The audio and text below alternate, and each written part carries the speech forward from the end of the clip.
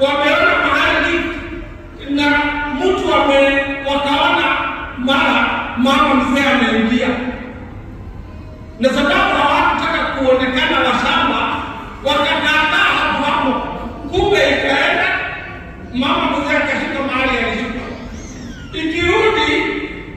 ikarudi tena na mama mrembo kachana takatoka. So mzee hakuelewa, ukienda mtu anaweza hamia mahali na mwingine atoke. Kwa hiyo alikuwa yule mama aliingia ni mzee, lakini ukitoka unataka kuwa mzee. Kijana alitumwa na baba yake akaamua enda ulete baba yako. Aingie ndiye ambaye akiwa Mungu ni mwema. That is what we are aiming. We want that transfiguration, the outside transfiguration.